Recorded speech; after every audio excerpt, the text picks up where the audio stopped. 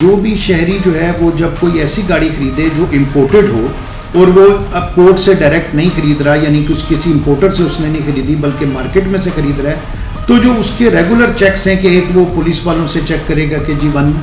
उसका कोई गाड़ी चोरी की तो नहीं है, दूसरा वो एक्साइज से चेक करेगा कि जी गाड़ी रजिस्टर्ड है या नहीं है। तो वो इतनी अट्रैक्टिव सी ऑफर देंगे कि लोग उसमें आ जाएंगे कि शायद इनके पास वाकई गाड़ी मौजूद है, और उस तरीके से वो कोई जितने पैसे यानी डिपेंडिंग अपॉन कि जी बायर और सेलर कहाँ तक वो उसको घेर सकते हैं। जो बड़ी गाड़ियां हैं, लेक्सस है, V8 है,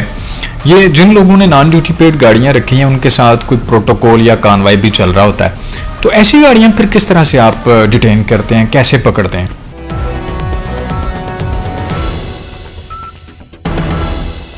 सिटी न्यूज नेटवर्क के डिजिटल मीडिया के साथ मैं हूं रिजवान नकवी। आज हम बात करेंगे कि करोड़ों रुपए मालियत की लग्जरी गाड़ियां कहां से लाखों रुपए में मिलती हैं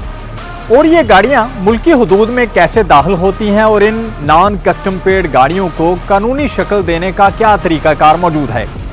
इन तमाम पहलुओं पे बात करेंगे आज हम कलेक्टर कस्टम्स लाहौर बासत मकसूद अब्बासी के साथ।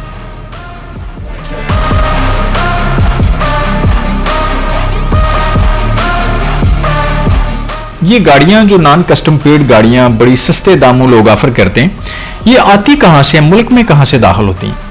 ये बेसिकली जो हमारा बॉर्डर लगता है अफगानिस्तान के साथ, बलूचिस्तान की सूबे की जो सरहद है वहाँ पर, तो ये गाड़ियाँ वहाँ से आती हैं। वो आपको पता है बड़ा लॉन्ग और पोरस सा बॉर्डर है और वहाँ पर कई मकामात ऐसे हैं जहाँ से गाड़ियाँ इंटर हो सकती हैं। जब कोई बंदा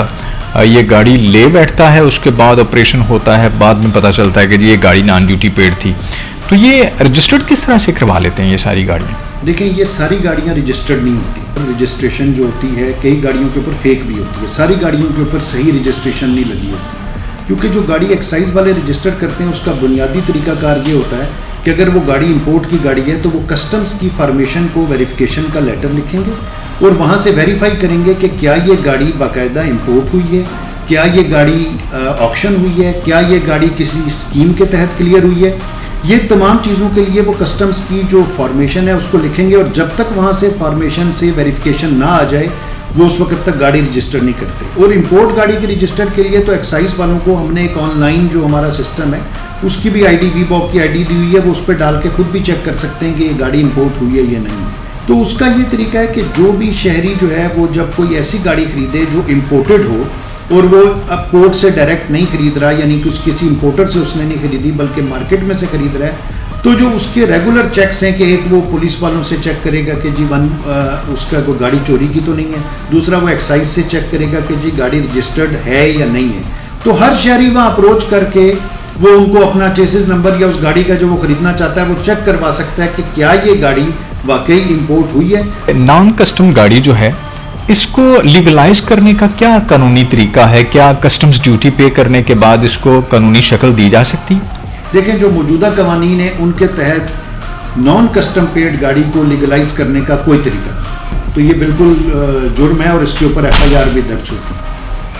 सोशल मीडिया के ऊपर पेजेस बनाए होते हैं, यूट्यूब के ऊपर बेच रहे होते हैं, क्या इन पेजेस को ब्लॉक करने के लिए भी कोई कार्रवाई अमल में लाई जाती है ताकि इनके जो बायर्स हैं वो उनको ट्रैप ना कर सकें, ऐसे लोग जो कि नॉन ड्यूटी पेड गाड़ियों का मुनज़्ज़म कारोबार कर रहे हैं? इन पेजेस के बारे में या ये जो यूट्यूब की वीडियोस हैं इन पे वो जो इन्फॉर्मेशन अपलोड कर रहे होते हैं बाज़ औक़ात वो टोटल जालसाज होते हैं, यानी उनके पास वो नॉन ड्यूटी पेड गाड़ी मौजूद नहीं होती, वो सिर्फ उसकी तस्वीरें चलाएंगे, वो आपको लालच देंगे और नॉन ड्यूटी पेड गाड़ी की कीमत में भी वो बहुत ज़्यादा ना आपको अट्रैक्टिव किस्म की ऑफ़र देंगे। मसलन अगर एक गाड़ी लीगल मार्केट में 50 लाख की है और नॉन ड्यूटी पेड 25 की है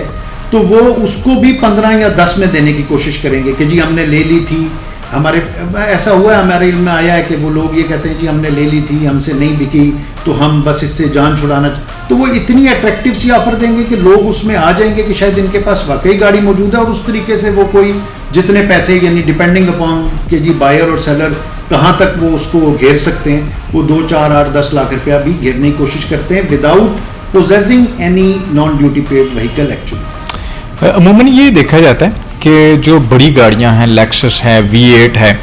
ये जिन लोगों ने नॉन ड्यूटी पेड गाड़ियां रखी हैं उनके साथ कोई प्रोटोकॉल या कानवाई भी चल रहा होता है, तो ऐसी गाड़ियां फिर किस तरह से आप डिटेन करते हैं, कैसे पकड़ते हैं? देखिए वो तो गाड़ी तो हमें जब किसी की इंफॉर्मेशन मिल जाए और हमें कंफर्म हो जाए कि ये गाड़ी नॉन ड्यूटी पेड है, फिर तो चाहे वो किसी भी फॉर्म में चल रहा हो, फिर तो हमने वो इंटरसेप्ट करनी होती है। सिर्फ हमने ऑपरेशनल हैजर्डनेस देखनी होती है कि अगर किसी गाड़ी के साथ कोई गार्ड ज़्यादा हैं और पब्लिक एरिया है और हमारे पास उस वक्त रिक्वायर्ड नंबर में स्क्वाड्स मौजूद नहीं है, तो फिर हम उस गाड़ी को ट्रैक करेंगे। फिर हम उस गाड़ी को पीछे जाएंगे, ये देखेंगे कि वो घर कौन सा है, कहाँ है, और फिर हम उस गाड़ी को पोजेशन में लेने की कोशिश करेंगे। यूजुअली ये तासुर पाया जाता है कि कस्टम्स का अमला जो है वो कार्रवाई करता है सिर्फ और सिर्फ लग्जरी गाड़ियों के खिलाफ, तो लोग इसी माइंडसेट के तहत छोटी गाड़ियां रखना शुरू हो जाते हैं और उनको यूजुअली नहीं पूछा जाता या पकड़ दकड़ नहीं की जाती उनकी। तो इस मामले को किस तरह से आप देखते हैं? मैं ज़ाती तौर पे ये समझता हूँ, जो हमारा एक्सपीरियंस रहा है कि अब हमने छोटी गाड़ियाँ इस साल ज़्यादा पकड़नी इसलिए हमारे पकड़ में आई हैं कि जब हमने बड़ी गाड़ियाँ पकड़ी हैं ना, तो उसमें नुकसान ज़्यादा है लोगों का। मसलन अगर एक बंदे ने 1 करोड़ रुपए की गाड़ी खरीदी है या 1.5 करोड़ रुपए की खरीदी है और वो उसकी गाड़ी जब पकड़ी जाती है तो उसका नुकसान 1 या 1.5 करोड़ का है। तो जो बंदा छोटी गाड़ी खरीदेगा 4-5 लाख में या 7-8 लाख में, तो वो ये चांस लेगा कि चलो अगर पकड़ी भी गई तो मेरे नुकसान जो है ना मेरा कम होगा। तो जब हम बड़ी गाड़ियों के खिलाफ हमने ऑपरेशन ज़्यादा किया पिछले साल, तो इस साल हमारी पकड़ में छोटी गाड़ियाँ ज़्यादा आ रही हैं। वो शायद उनके जहन में ये था कि जी चूँकि बड़ी गाड़ियाँ ज़्यादा उनके खिलाफ ऑपरेशन हो रहा है, तो छोटी गाड़ियों में हमें नुकसान भी कम होगा अगर पकड़ी गई, तो शायद ये एक रीज़न है। लेकिन कार्रवाई जो है हमारी तरफ से वो बिला तफरीक होती है, चाहे छोटी गाड़ी या बड़ी। बल्कि इस साल हमने तो 5, 6, 7 कम अज़ कम मोटर बाइक्स भी पकड़े हैं कि जो कि नॉन ड्यूटी पेड थे, हैवी ड्यूटी जो बाइक्स होते हैं वो भी हमने पकड़े। तो आपका जो ऑपरेशन होता है कस्टम्स एंटी स्मगलिंग का, गाड़ियों का स्पेशली,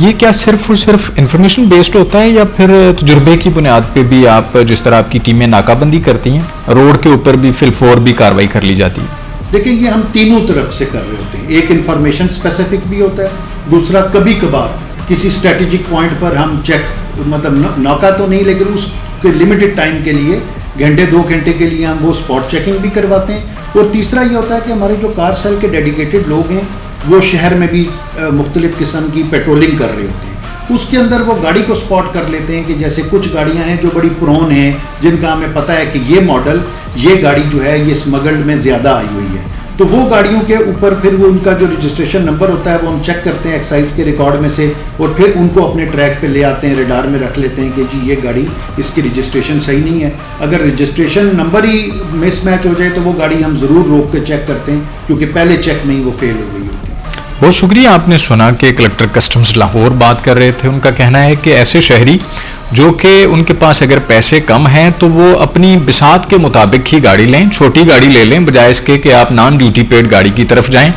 ऐसी सूरत में ना सिर्फ आपका मुकम्मल जो सरमाया है, महदूद जो रकम है आपके पास, वो सारी ज़ाया हो सकती है, बल्कि FIR का अंदराज किया जा सकता है और इसमें गिरफ्तारी भी अमल में लाई जा सकती है।